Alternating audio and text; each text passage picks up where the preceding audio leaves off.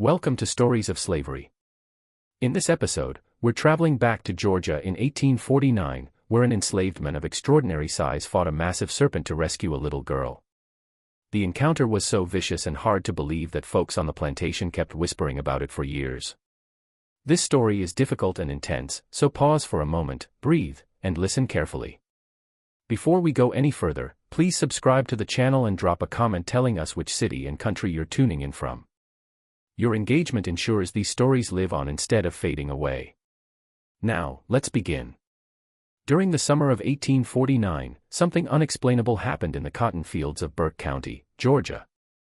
A 7-year-old girl emerged from a swamp that had swallowed grown men whole. She was cradled in the arms of a giant, and behind them, dragged through the mud, was the body of a creature that had no business existing. That is the story we're telling today.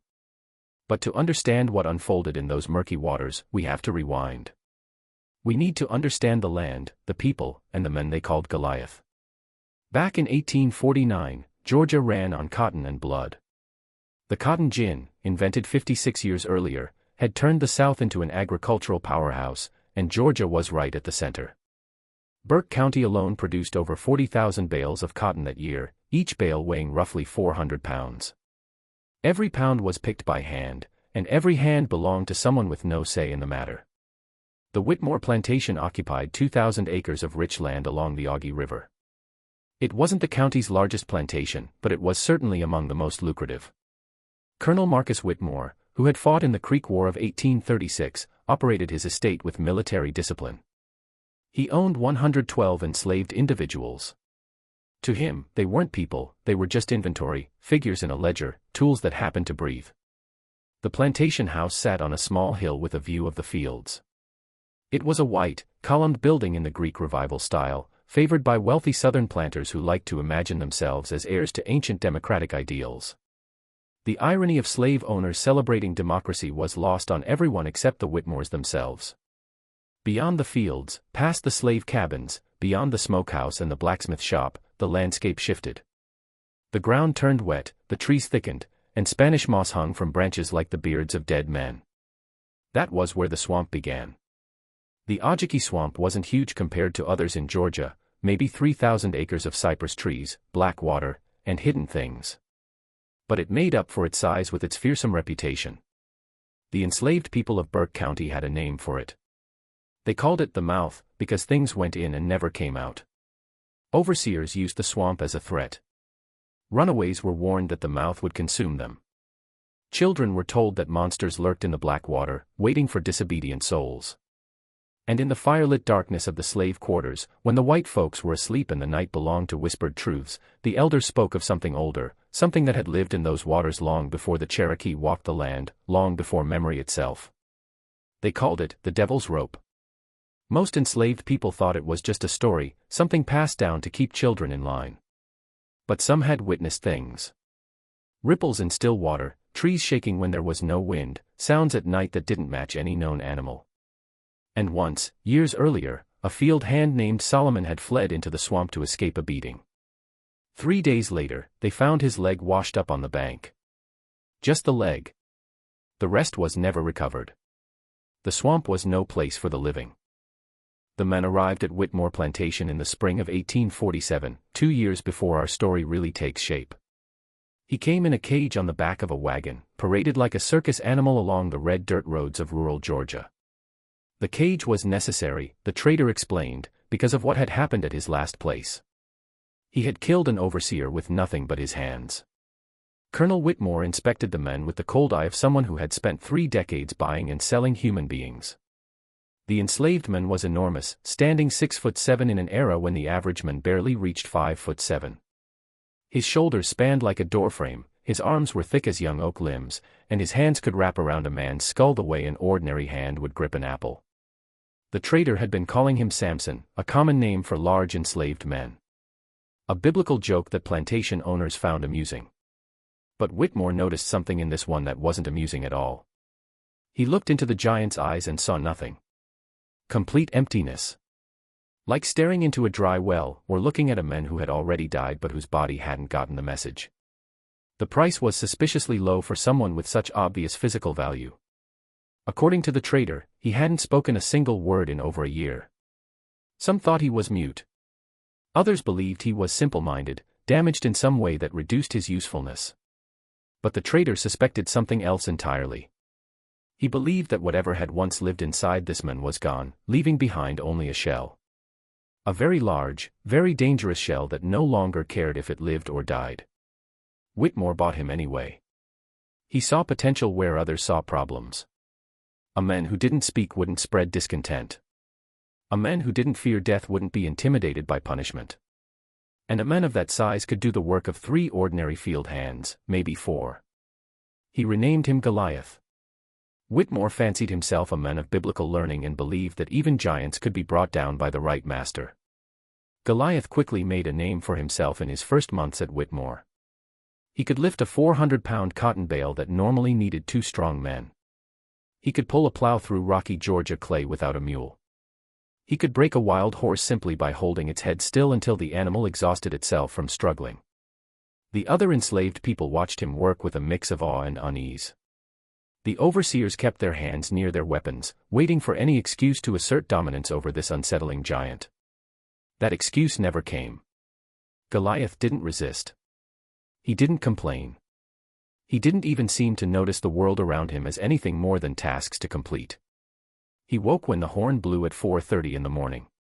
He worked the fields until the horn sounded again at 8 o'clock in the evening. He ate whatever food was given to him, never asking for more, never leaving anything behind. He slept in the corner of the cabin he shared with 5 other men, always with his back to the wall, always keeping his eyes open until exhaustion finally pulled him under. The other enslaved people tried to connect with him.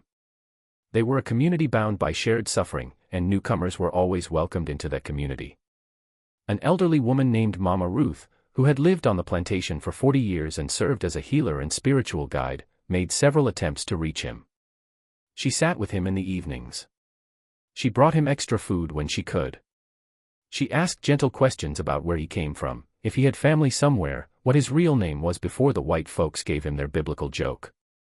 He never answered. He never even acknowledged her. But once, when she asked if he understood her, he turned and looked at her for just a moment. And in that look, she saw something that made her old heart ache with recognition. She saw grief. Grief so deep and vast it had become an ocean, and this man was drowning in it far below the surface, in waters so dark no light could reach him. Mama Ruth stopped asking questions after that. But she kept watching over him quietly, ensuring he received his share of whatever small comforts the enslaved community could offer. And every night she added his name to her prayers, asking the Lord to somehow reach a man who seemed determined to be unreachable. The overseers had a different relationship with Goliath.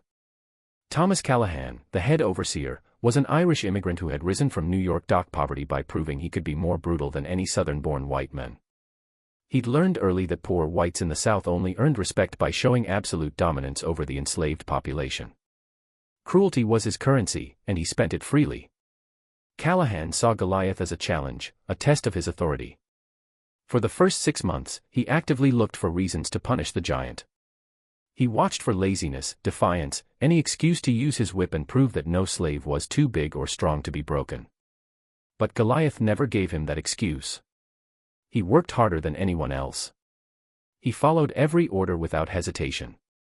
He never raised his eyes to meet a white man's gaze. He was, by every measure, the perfect slave. And somehow, that made Callahan hate him even more. Eventually, the overseer settled into an uneasy acceptance. He used Goliath for the hardest and most dangerous tasks. He loaned him out to neighboring plantations when they needed extra muscle. He even started bragging about the giant to other overseers, as if Goliath's strength reflected Callahan's own skill at managing slaves. But Callahan never turned his back on him. Not once. Because he remembered what the trader had mentioned during the sale. This one had killed an overseer at his previous plantation, killed him with his bare hands. And he'd done it, the trader whispered, because the overseer had whipped a child. Not his child. Just a child. A little girl who had committed the unforgivable sin of dropping a water bucket. After hearing that story, Callahan looked at Goliath differently. He looked at him the way a man looks at a loaded pistol left carelessly on a table. Useful, valuable, but capable of unimaginable destruction if handled wrong. 2 years passed on Whitmore Plantation. The seasons turned in their endless cycle. 1847 became 1848, and 1848 became 1849. Cotton was planted in spring and harvested in fall. Enslaved people were born in the cramped cabins, and others died from disease, exhaustion, or the simple accumulation of too much suffering. Some were sold off to settle debts or punish disobedience, disappearing down the road in a wagon, never to be seen again. Through it all, Goliath remained the same, silent, obedient, empty. The other enslaved people had stopped trying to reach him. They simply accepted him as part of the landscape. Like the ancient oak in the quarters or the distant cypress line marking the swamp's edge. He was there. He worked. He existed. That was all. Then, in May of 1849, a wagon arrived carrying new inventory. Colonel Whitmore had purchased 5 enslaved people from an estate sale in Savannah. 3 adults and 2 children, bought as a lot at a price that suggested the previous owner had died in debt and his creditors were eager to liquidate quickly. Among them was a girl. Her name was Hope. She was 7 years old. Her skin was the color of dark honey, and her eyes were too large for her face, giving her a look of constant wonder at the world. Unlike most children arriving after being torn from their families, she wasn't crying when the wagon pulled into the yard. She sat upright on the wooden bench, back straight, chin high, studying her new prison with an intensity far beyond her years. The other enslaved people noticed her right away. Children were common on plantations, born into bondage and put to work as soon as they could carry a bucket or pick worms off tobacco leaves. But there was something different about this one. A spark behind her eyes that hadn't been extinguished. A spirit the world hadn't yet crushed. The adults whispered that she'd learn soon enough.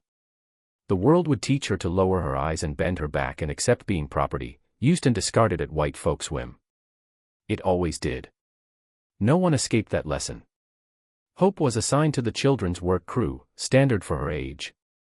She spent her days carrying water to the field hands, collecting eggs from the henhouse, and pulling weeds from the garden. The work exhausted a child her size, but she did it without complaint. Complaining, she'd learned through bitter experience, accomplished nothing except unwanted attention. But while she worked, she watched. She watched everything and everyone with those large eyes, absorbing information, cataloging faces, behaviors, routines. She listened to adult conversations when they thought no child was paying attention. She studied the overseers, learning which were merely cruel and which were genuinely dangerous. And she noticed the giant. It was impossible not to notice him. He towered over everyone else in the fields, a mountain of muscle moving through the cotton rows. But what caught Hope's attention wasn't his size. It was how the other enslaved people moved around him. They gave him space. They avoided direct looks. They treated him like something to be feared or pitied. She couldn't tell which. Hope watched him from a distance for 3 days during every spare moment. She watched how he worked, how he moved, how he sat alone under a massive oak during the brief Sunday rest while everyone else gathered in small groups, sharing whatever comfort they could find in each other's company. She saw that he never spoke to anyone.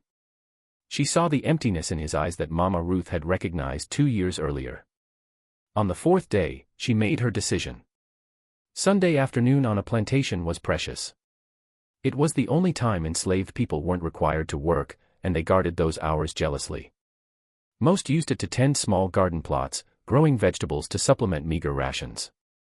Others washed clothes in the creek or simply sat in exhausted silence, gathering strength to survive another week. Goliath sat alone under the oak, as he did every Sunday.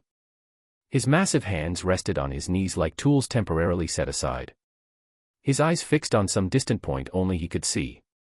The others had long stopped wondering what he was looking at. They assumed it was nothing, just the blank stare of a mind that had stopped working. Hope walked directly up to him and planted herself in front of his face, forcing herself into his line of sight. The other children had warned her to stay away. They said he was dangerous. They said he'd killed a white man and would surely kill again if provoked. But Hope had spent her short life learning to read people. And she didn't see danger in this man. She saw something else entirely. Loneliness so profound it had become a physical presence, like a wall built around him to keep the world out. Hope sat in the dirt across from him, crossed her legs, and began to talk. She talked about herself, about the plantation she'd been sold from, about the work she'd been assigned. She talked about her mother, father, and baby brother, all sold away from her at different times, scattered by a system that treated families as collections of individual assets to be divided for maximum profit. She talked about the things she remembered and the things she was trying not to forget. Goliath listened. At first, his expression didn't change. His eyes stayed fixed on that distant point, and Hope might have thought he wasn't hearing her at all. But gradually, so slowly it was almost imperceptible, his gaze shifted. He began to look at her, to see her. It was his first real acknowledgement of another human being in over 2 years. Hope returned every Sunday after that. She'd find him under the oak and sit with him as long as she could before the evening horn called everyone back. She did most of the talking, narrating her week, sharing observations about the people around them, describing her dreams. She asked questions, not expecting answers, just wanting him to know she was interested in who he was beneath that wall of silence. Week by week, something began to change. Goliath started responding, not with words but with small movements. A nod when she asked if he was comfortable. A head shake when she asked if he wanted her to leave. A slight relaxation of his rigid posture that suggested he was becoming accustomed to her presence, maybe even welcoming it. The other enslaved people watched this strange friendship develop with growing unease. Most thought Hope was foolish to spend her precious rest time with a broken man who could offer her nothing. Some thought she was brave. And Mama Ruth, who'd seen more of life than anyone else in the quarters, watched with something that felt dangerously like hope. She confided in another elder that the child was accomplishing something miraculous. She was reaching a man who'd retreated so far into himself that everyone else had given up. Somehow, this little girl had found a door no one else even knew existed. By late August, 3 months after Hope's arrival, the impossible happened. Goliath spoke. It was a Sunday afternoon like any other. Hope had been telling him about a butterfly she'd seen in the fields, a large one with sunset-colored wings. She described how it had landed on her hand and stayed for a long moment before flying away, and she'd felt like it was trying to tell her something, though she couldn't imagine what. Then she asked him, as she'd asked many times before, what his real name was, not the name the white folks gave him, but the name his mother had chosen when he came into the world. The silence stretched so long that Hope thought he wouldn't answer. She'd grown used to his silence and no longer expected anything different. But then, in a voice rough and cracked from 2 years of disuse, he spoke, Isaiah. Hope repeated the name, tasting it, learning its shape. She told him she liked it. She said it sounded like a Bible name, and Mama Ruth sometimes talked about Isaiah the prophet, who spoke truth even when people didn't want to hear it. The giant who'd been called Goliath, but whose name was really Isaiah, looked at this child who'd refused to give up on him, and something shifted in his eyes. The emptiness receded just slightly, just enough for Hope to see that there was still a person inside that fortress of silence. A person slowly, painfully learning how to be alive again. He told her that his mother had named him after the prophet. She'd believed her son would grow up to speak truth and stand for righteousness in an unrighteous world. He didn't tell Hope what had happened to his mother, or his wife, or his daughter Grace, who'd been 6 years old when they sold her away from him. Those stories were still too heavy to speak aloud. But he told her his name, and for now, that was enough. The weeks that followed saw Isaiah emerge slowly from his self-imposed isolation. He began interacting with others, not with words, but with small acts of assistance and acknowledgement. He helped Mama Ruth carry heavy things without being asked. He made room for others in the food line. He nodded greetings when people passed him on the way to the fields. The community noticed these changes and didn't know what to make of them. Some believed the giant was finally accepting his place among them. Others worried that any change in his behavior could be dangerous, that a man who'd been empty so long might become unpredictable as he started feeling things again. Mama Ruth understood what was really happening. She recognized the signs of someone coming back to life after a long period of grief-induced numbness. She also recognized the danger. Caring about people on a plantation was a risk everyone understood. The system was designed to break bonds between enslaved people, to remind them constantly that anyone they loved could be taken at any moment. Parents watched children sold away. Husbands were separated from wives. Friends were scattered to different plantations in different states, never to see each other again. The only way to survive such a world was to hold everything loosely, to never let yourself love anything too much. Isaiah had learned that lesson in the worst possible way. He'd loved his daughter with all his heart, and when they took her, the grief nearly destroyed him.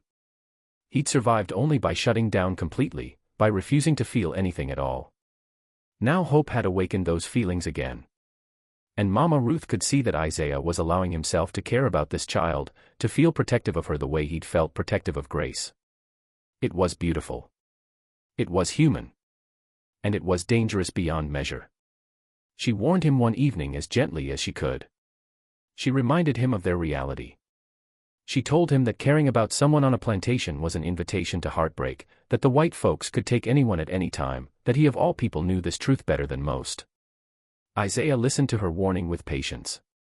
Then he told her something that Mama Ruth would remember for the rest of her life. He said that if he stopped being able to care about other people, then the slave owners had truly won. They would have turned him into the thing they claimed all black people were, an animal without human feelings, without the capacity for love and sacrifice. He wouldn't give them that victory. He would rather suffer the pain of potential loss than surrender his humanity to their system. Mama Ruth had no response. She simply patted his arm and walked away into the gathering darkness, adding a new layer to her nightly prayers. October brought an incident that would set the final tragedy in motion. Thomas Callahan, the head overseer, had been drinking heavily for weeks. His wife had left him, run off with a traveling merchant who'd promised her a better life in Charleston. The abandonment had wounded Callahan's pride in ways no amount of whiskey could heal. And wounded pride in a man with power over others is a dangerous thing. He came to the slave quarters one night well after midnight, carrying a lantern in one hand and his whip in the other. His face was flushed with alcohol and rage. The enslaved people knew what this meant. When Callahan came at night in this condition, someone was going to be hurt. The only question was who. Most stayed hidden in their cabins, making themselves as small and invisible as possible, praying the overseer's random cruelty would pass them by. But Hope was sleeping deeply after a long day of work, and she didn't wake quickly enough when Callahan kicked open the door of the children's cabin. He grabbed her before she understood what was happening. He dragged her out into the yard, shouting that this particular slave had been looking at him wrong, that she needed to learn her place, that he was going to teach her a lesson she'd never forget. The commotion woke the entire quarters. Enslaved people appeared in doorways, watching helplessly as Callahan dragged the struggling child toward the whipping post in the center of the yard. They knew the rules. They knew that interfering with an overseer's discipline meant death, or worse, being sold to the brutal sugar plantations of Louisiana, where enslaved people rarely survived more than a few years. Isaiah emerged from his cabin like a force of nature rising from the earth. He didn't run. He walked with slow, deliberate steps, his massive form illuminated by moonlight. His eyes were fixed on Callahan and the child in his grip. There was no fear in his expression, no hesitation, only a cold certainty radiating from him like heat from a forge. Callahan saw him coming and stopped. The drunken bravado drained from his face as he remembered the stories about this slave, the dead overseer at his previous plantation, the hands that could crush a man's skull. He pulled a pistol from his belt and aimed it at Isaiah's chest, ordering him to stop, to get back to his cabin, to mind his own business. Isaiah kept walking. The moment stretched like a rope pulled taut between two horses. Every enslaved person watching understood what was about to happen. Isaiah was going to die. He was going to force Callahan to shoot him, and then Callahan would beat Hope anyway, and nothing would be accomplished except the death of one more black man in a state that had seen millions of such deaths. But then Mama Ruth stepped forward. She placed herself between the two men and began speaking to Callahan in the subservient tone enslaved people had learned to use when handling dangerous white folks. She apologized for the disturbance. She explained that the girl was new and didn't yet understand plantation rules. She swore to personally teach the child proper behavior. She begged for mercy, performing the role of harmless old slave woman with practiced skill. It was a calculated gamble, and it worked. Callahan was drunk enough to accept an exit that preserved his authority without requiring him to actually shoot the giant still staring at him with those empty, terrifying eyes. He announced that Isaiah would receive 20 lashes for threatening an overseer. He announced that if the girl caused any more trouble, he would personally feed her to the swamp. Then he shoved Hope toward Mama Ruth and ordered Isaiah to the whipping post. Isaiah went without resistance. He received 20 lashes while the entire quarters watched, and he didn't make a single sound. His back was laid open to the bone in places, blood running down his dark skin in streams. And still he didn't cry out. He simply kept his eyes fixed on Hope's face, holding her gaze throughout the ordeal, silently telling her that she was worth this pain, that he would endure anything to keep her safe. When it was over, the women rushed to tend his wounds while Callahan staggered away to his cabin. Hope knelt beside Isaiah as they laid him face down on a blanket, and she made him a promise. She told him that she would remember what he'd done for her. She would remember it forever. Isaiah, weakened by blood loss and agony, told her that wasn't why he'd done it. He hadn't done it to be remembered. He'd done it because she reminded him of someone he'd lost, someone he'd failed to protect. He was not going to fail again. They lay together in Mama Ruth's cabin while she worked through the night cleaning and bandaging his wounds. And something crystallized between them, a bond forged in blood and sacrifice that went beyond simple family categories. They weren't father and daughter. They both had real fathers somewhere in the world, lost to them forever. But they belonged to each other now in a way no bill of sale could define or take away. 3 weeks later, Thomas Callahan made good on his threat. Isaiah's back had barely begun to heal. The wounds were still pink and tender, and Mama Ruth had warned him that any strenuous work could tear them open again. But cotton harvest waited for no one, and Isaiah had returned to the fields as soon as he could stand upright. It was a Thursday afternoon, the sky heavy with the promise of autumn rain, when Callahan rode his horse out to the fields where the enslaved people were picking cotton. He was sober this time, his eyes clear and cold, which somehow made what happened next even more horrifying. He pointed at Hope and ordered her to come to him. The child obeyed, walking toward the mounted overseer with a calm expression that masked the fear churning in her stomach. She'd learned that showing fear only encouraged men like Callahan. Callahan announced to everyone within earshot that this particular slave had been a problem since her arrival. She asked too many questions.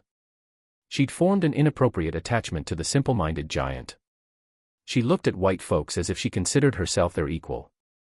He decided it was time for her to learn what happened to uppity slaves.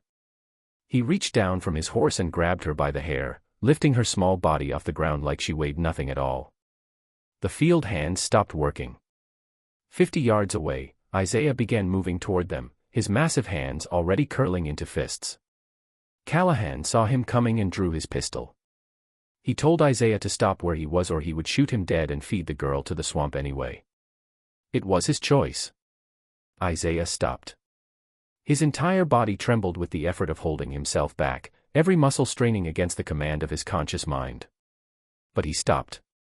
Callahan smiled, the smile of a man who'd just proven his power over those he considered less than human. He threw Hope across his saddle, kicked his horse into a gallop, and rode toward the swamp at the edge of the plantation. Isaiah watched them disappear into the trees. He watched until the sound of hoofbeats faded into silence. And then, without a word to anyone, he began to walk in the same direction. One of the field hands grabbed his arm and tried to stop him. He warned Isaiah that following the overseer would mean his death. He said there was nothing anyone could do for the girl now. He begged Isaiah to be reasonable, to accept this loss as enslaved people had learned to accept so many losses before. Isaiah looked at the man trying to save his life. His expression held no anger, no desperation, no fear, only a calm certainty that seemed to come from somewhere beyond mortal concerns. He shook off the restraining hand and continued walking toward the swamp. The enslaved people watched him go. Some prayed, some wept. And Mama Ruth, standing at the edge of the cotton field with tears streaming down her weathered face, whispered a blessing for the giant walking to his death to save a child who wasn't his own. The edge of the Ojiki swamp was marked by a transformation of the world itself.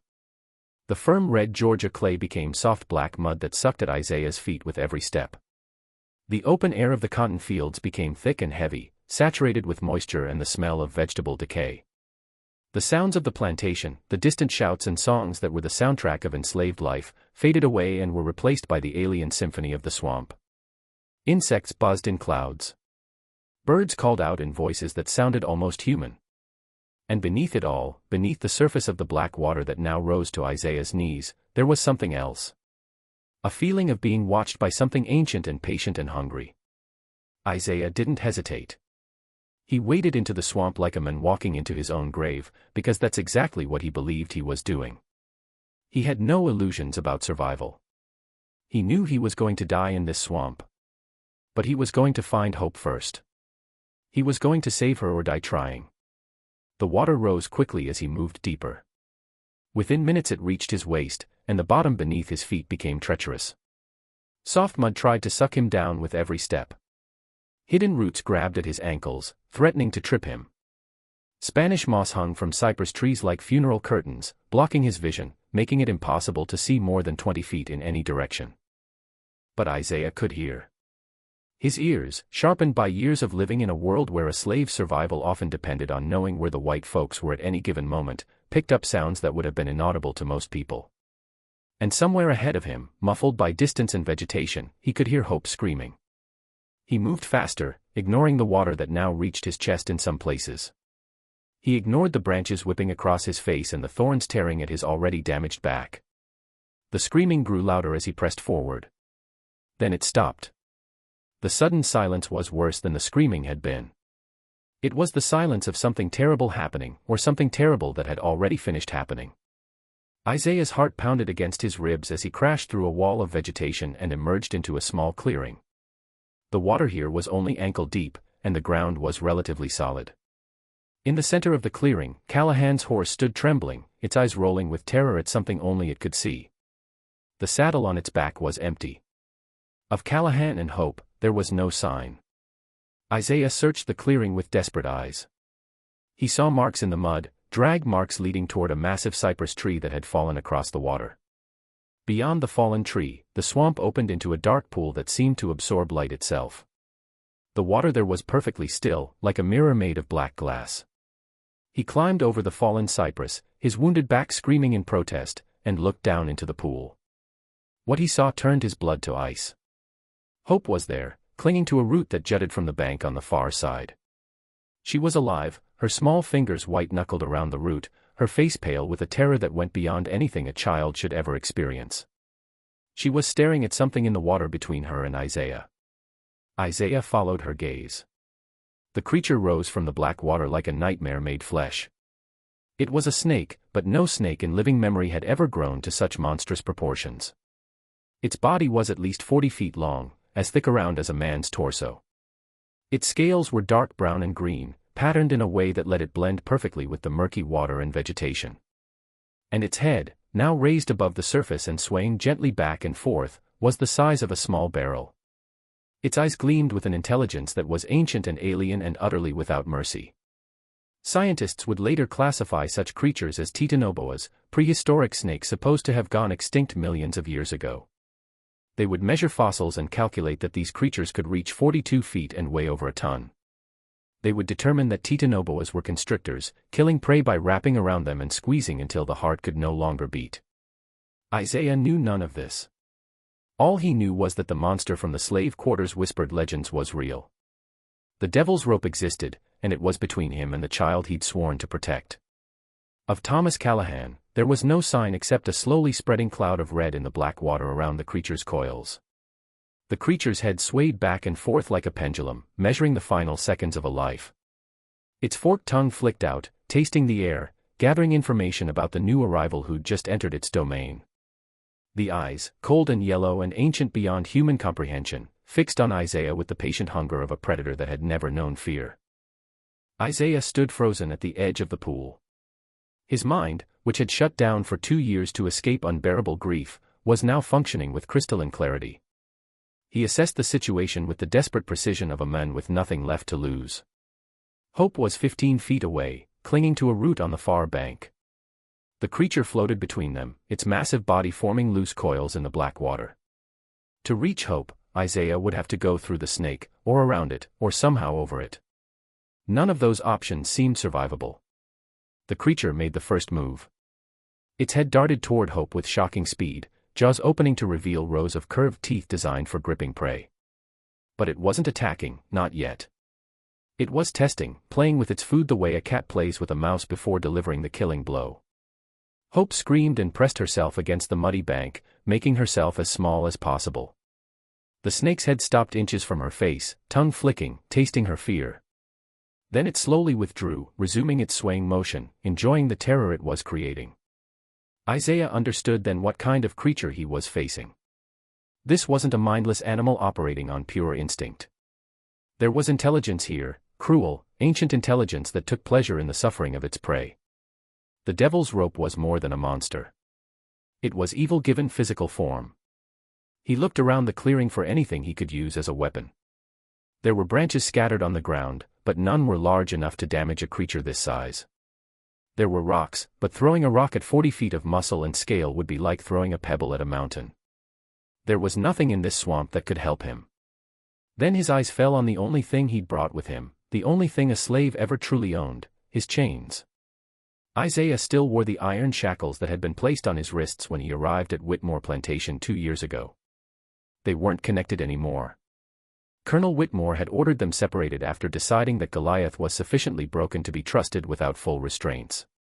But the individual shackles remained, each one a heavy iron cuff attached to 18 inches of chain dangling from his wrists.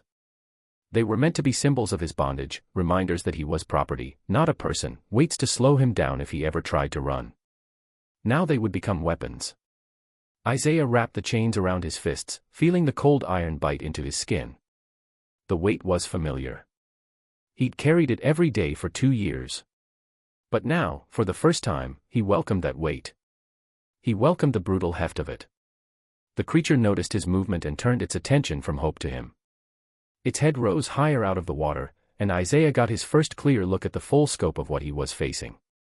The body that stretched behind that massive head was thicker than he'd initially realized.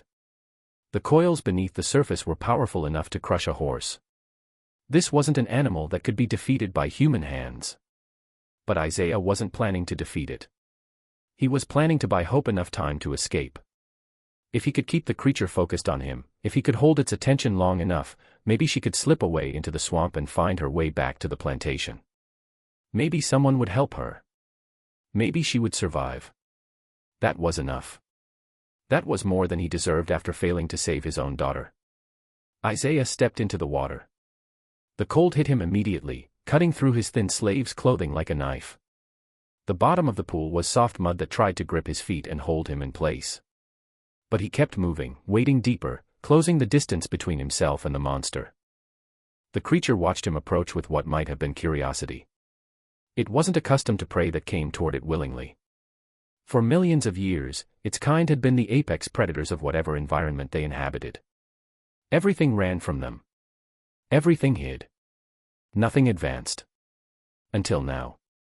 Isaiah stopped when the water reached his chest.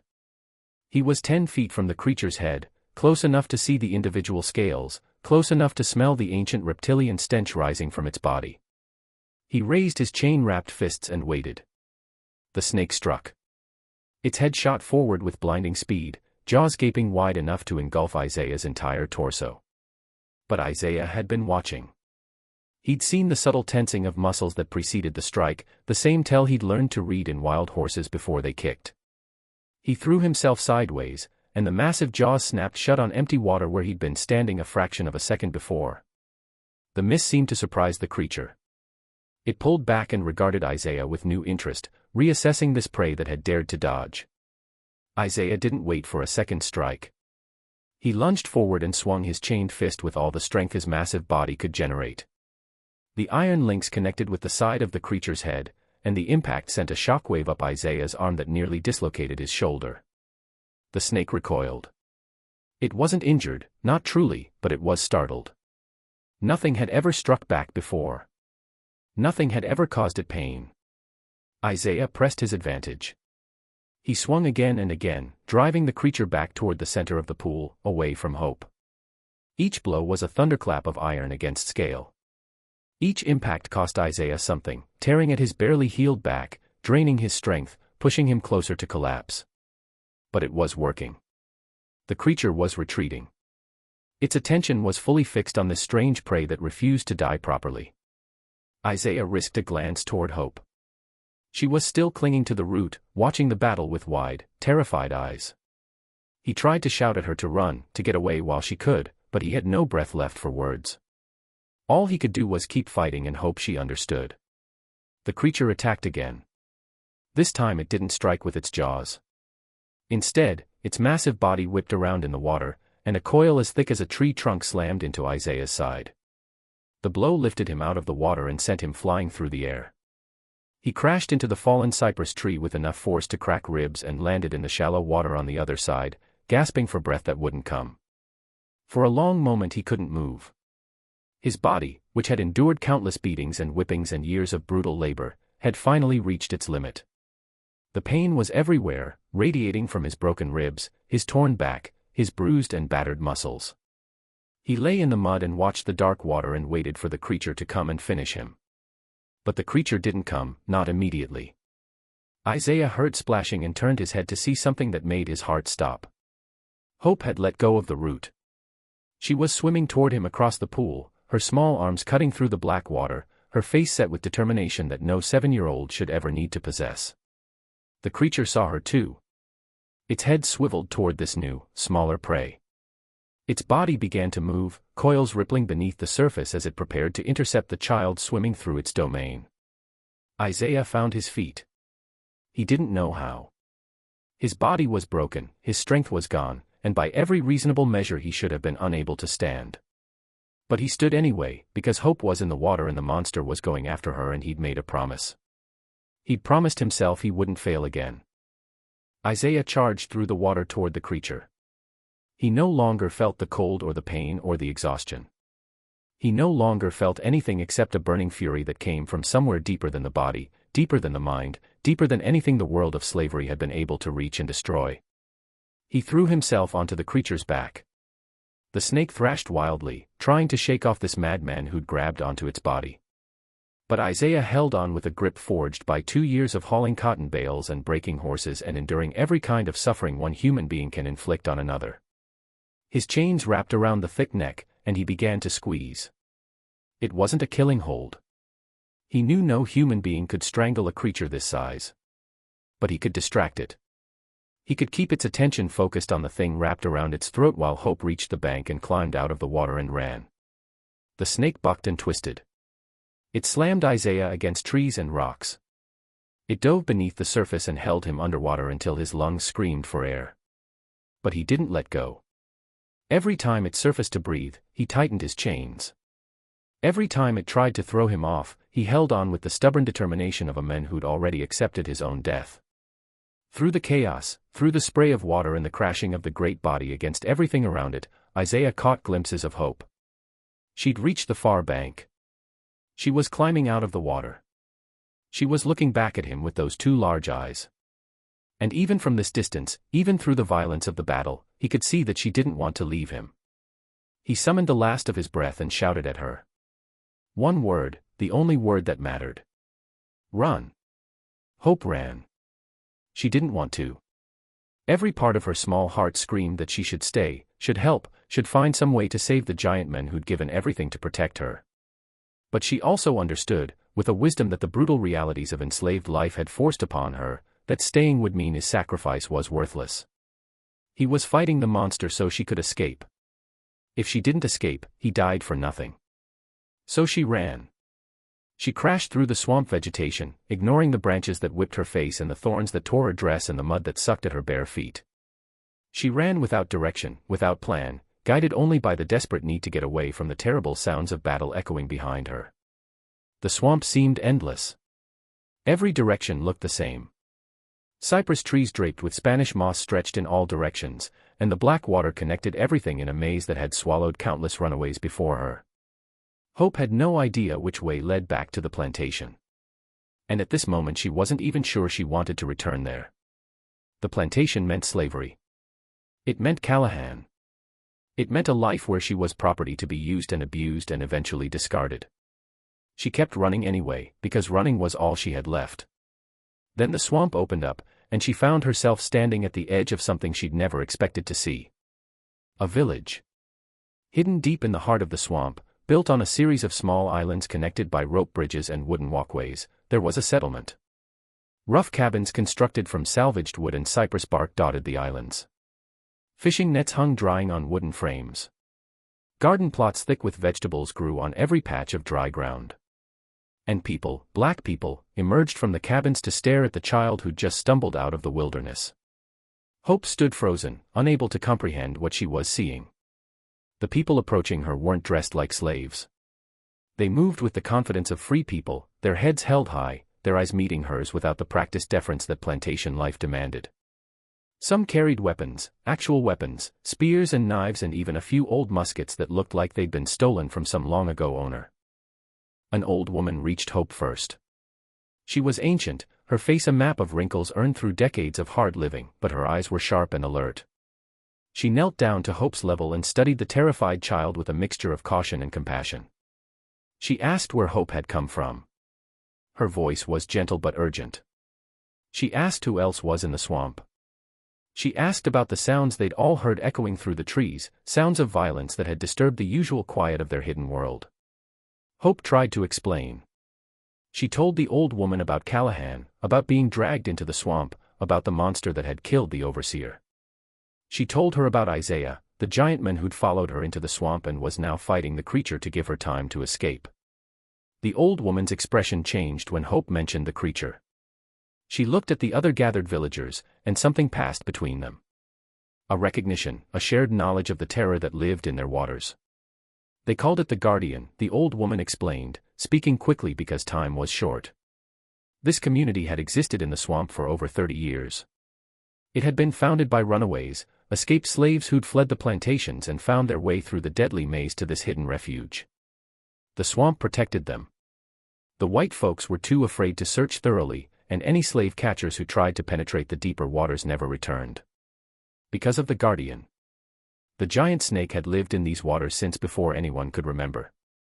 The settlers had learned to avoid its territory, to offer it tribute in the form of caught fish and wild game, to treat it as a dark god that demanded respect and distance. In return, it protected them. It killed anyone who entered the swamp with hostile intentions.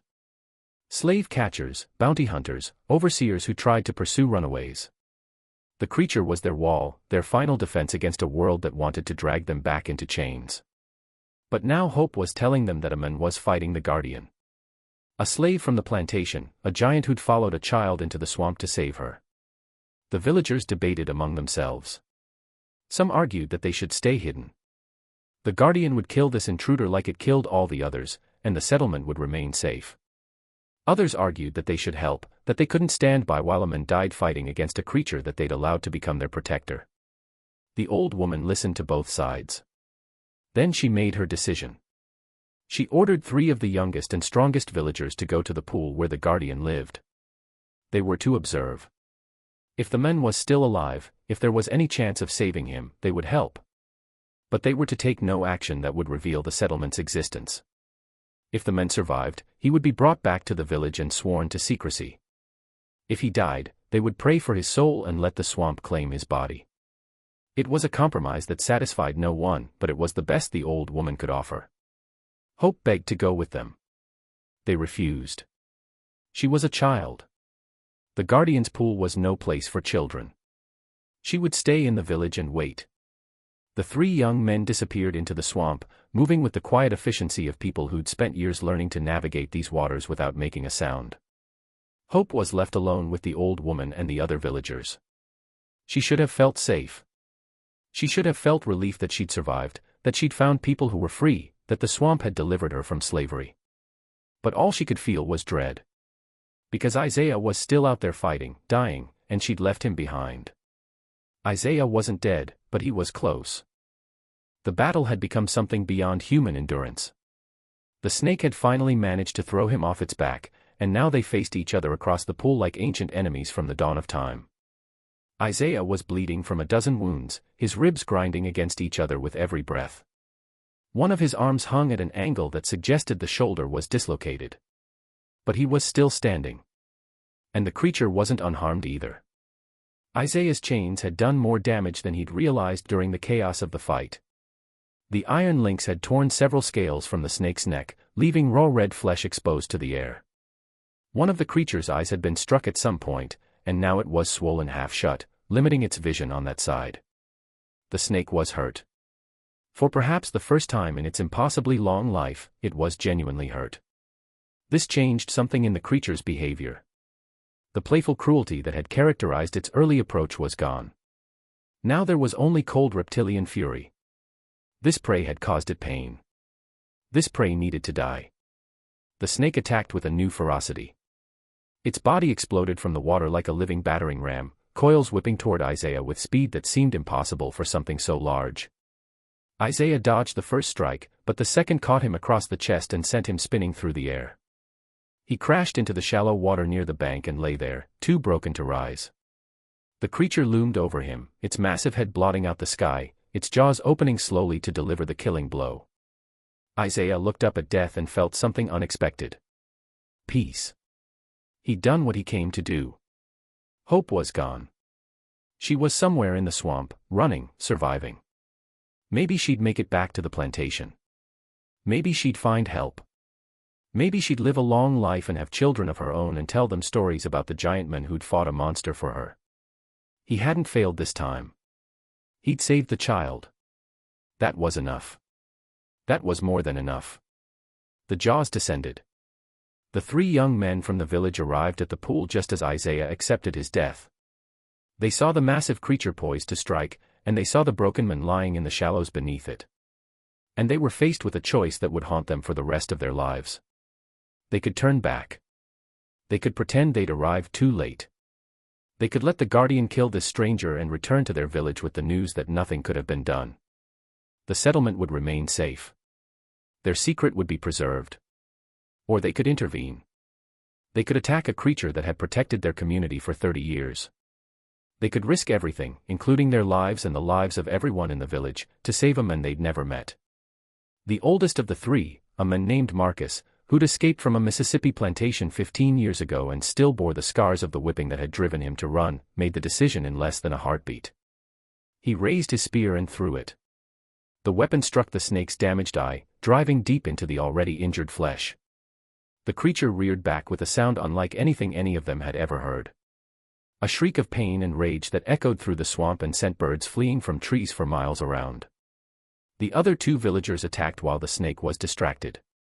They drove their spears into its body, targeting the exposed flesh where Isaiah's chains had torn away the protective scales.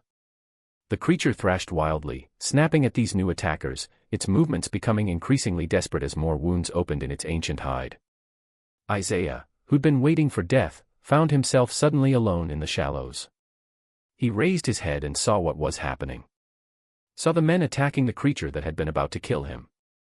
Saw an opportunity that shouldn't have existed. He found his feet one more time. His body was destroyed. Every movement was agony. But his hands still worked, and his chains were still wrapped around them. And the snake was distracted, its back turned toward him as it tried to fight off these new enemies who were bleeding it from all sides. Isaiah waded toward the creature. Each step was a triumph of will over physical limitation.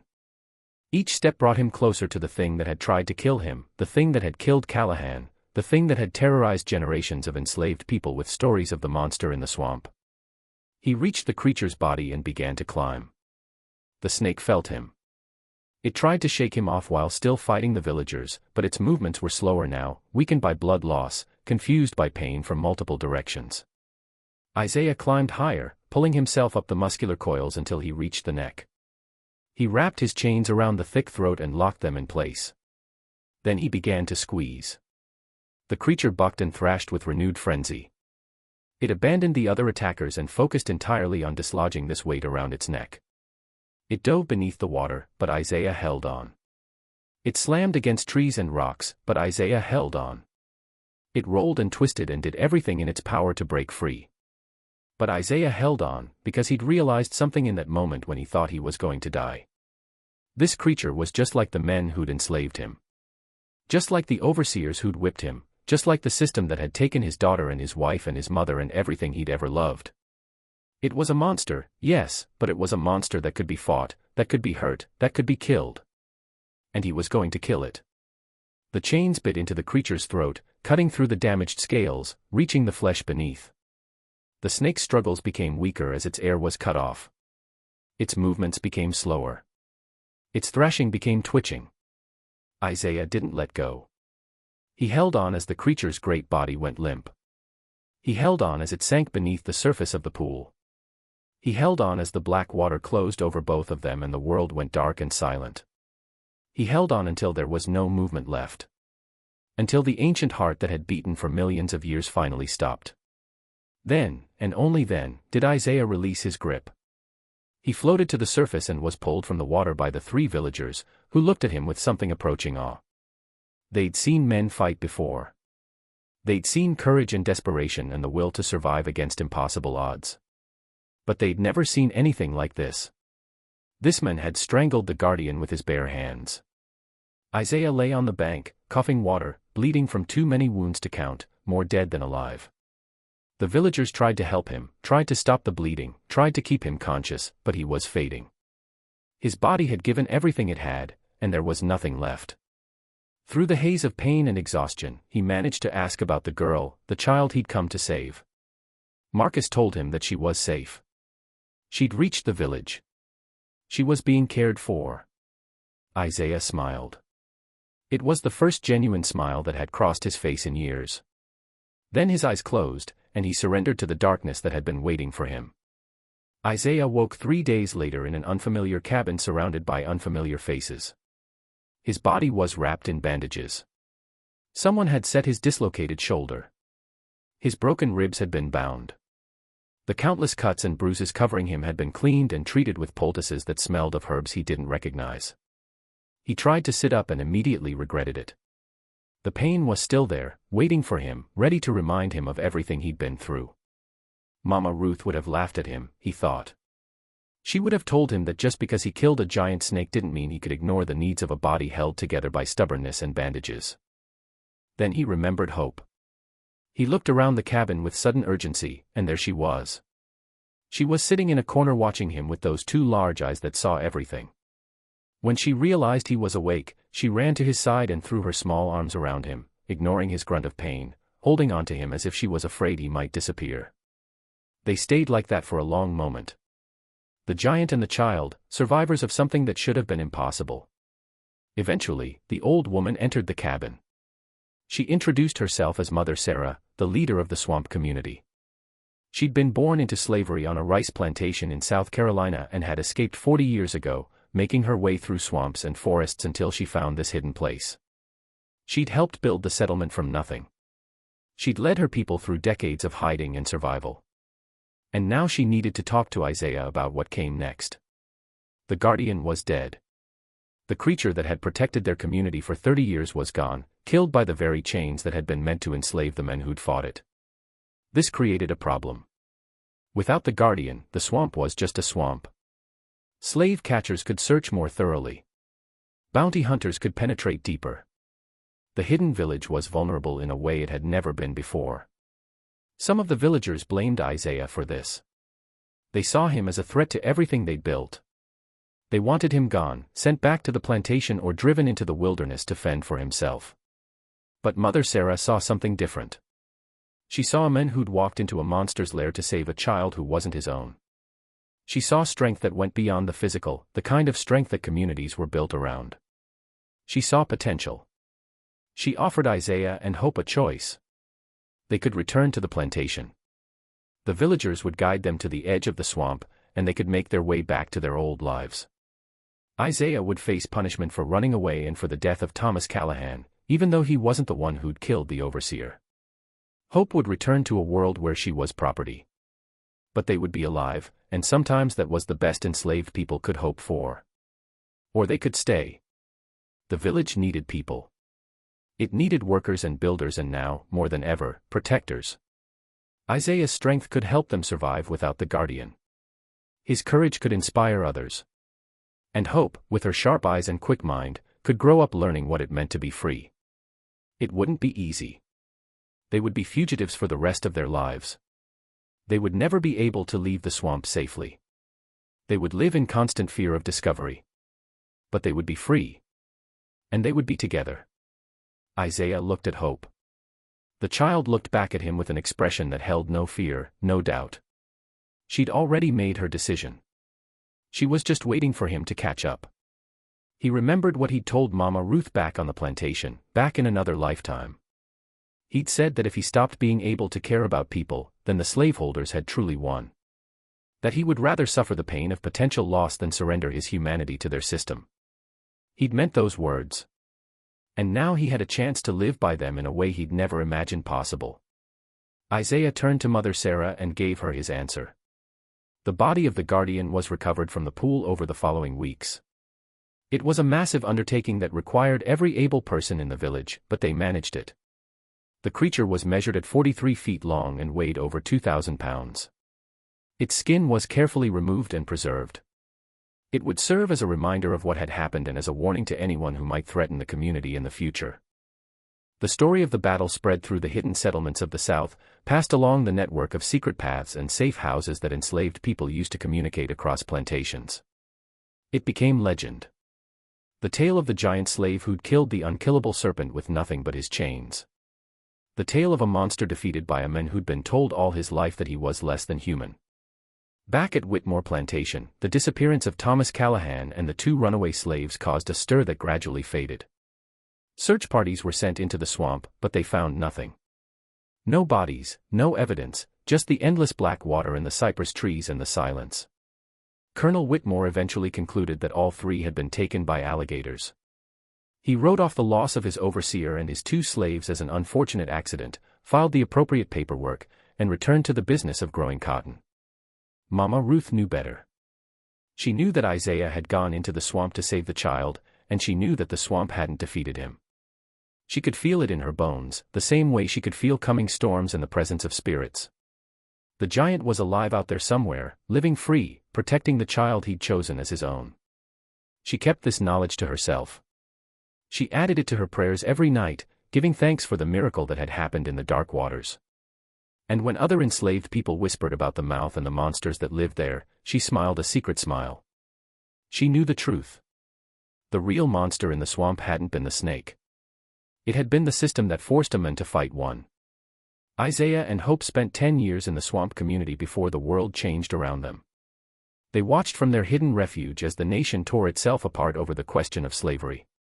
They received news months late and fragmentary, elections and compromises, and finally in 1861, war.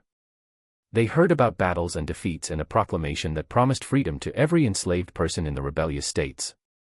When the war ended in 1865, when the 13th Amendment abolished slavery throughout the United States, Isaiah and Hope finally emerged from the swamp. They walked out of the Ojiki wilderness as free people, legally and officially for the first time in their lives. Hope was 17 years old then. She'd grown up in the hidden village, learning to read and write from former house slaves who'd escaped with knowledge forbidden to field hands. She'd learned history and mathematics and the principles of law. She'd learned that she wasn't property, had never been property, that the entire system that had enslaved her was built on lies and cruelty and the deliberate denial of human dignity. She would go on to become a teacher. She would spend her life educating the children of the formerly enslaved, giving them the tools they needed to survive in a world that still didn't want to acknowledge their humanity. She would tell her students about the giant who'd saved her life, about the battle in the swamp, about the truth that no chains could bind a soul that refused to be owned. Isaiah lived to see her success. He lived to see a world that, while far from perfect, at least pretended to believe that all people were created equal. He lived to see children born in freedom, to see families that couldn't be separated by bills of sale, to see black men and women walking upright without fear of the whip. He died in 1887 at the age of 63. Hope was at his side, holding his hand as the life finally left the body that had endured so much. His last words were a question. He asked if she remembered the story. Their story. The story of the swamp. She told him that she remembered everything, every moment, every sacrifice, every choice he'd made that had given her the life she now lived. He smiled, the same smile he'd smiled when the villagers told him she was safe. And then he was gone. Hope buried him at the edge of the Ojiki swamp. She marked the grave with a stone that bore no name, only a single word carved deep into the surface, Isaiah. The prophet who spoke truth, the giant who refused to be broken, the father she'd chosen and who'd chosen her. The remains of the Titanoboa were eventually found by a survey team in 1923. Scientists were baffled by the creature. It matched fossils from the Paleocene epoch, a species that should have been extinct for 58 million years. They concluded that it must have been a remarkable specimen that had somehow survived in the isolated ecosystem of the Georgia swamp, a living fossil that had finally reached the end of its impossibly long lifespan. They never learned the truth. They never knew about the battle that had taken place in the Blackwater. They never knew about the men who'd killed the creature with his bare hands and his chains. But the people of Burke County knew. The descendants of the enslaved community passed the story down through generations, mother to daughter, father to son. It changed in the telling, as all stories do. Some versions made Isaiah into a supernatural figure, a spirit of vengeance sent to protect the innocent. Some versions focused on Hope, the child whose courage had inspired a broken man to become whole again. Some versions were about the swamp itself, the dark mother that had sheltered the outcasts and the hunted. But all versions agreed on one thing. In 1849, in the darkest corner of a swamp that white folks feared to enter, a man had proven something that the slaveholders had spent 200 years trying to deny, that the people they called property were more human than they would ever be. There is a statue in a small park in Augusta, Georgia, erected in 2015. It shows a large man standing with his arms outstretched, broken chains dangling from his wrists. A small girl stands beside him, her hand in his, looking up at his face with complete trust. The plaque at the base of the statue tells a simplified version of the story. It speaks of courage and sacrifice and the power of human connection. It mentions the swamp and the creature and the impossible battle. It ends with a quote attributed to Hope herself, taken from a speech she gave at a teachers' conference in 1892. The words read, "The chains they put on our bodies were meant to tell us we were less than human. But Isaiah taught me that chains can be broken, and that the only thing that truly makes us human is our willingness to fight for each other." Every year on the anniversary of that day in October 1849, people gather at the statue. They bring flowers and candles and prayers. They tell the story to their children, making sure that the next generation remembers. They remember the girl who refused to stop hoping. They remember the monster that lurked in the dark water. And they remember the giant who taught them all what it means to be truly free.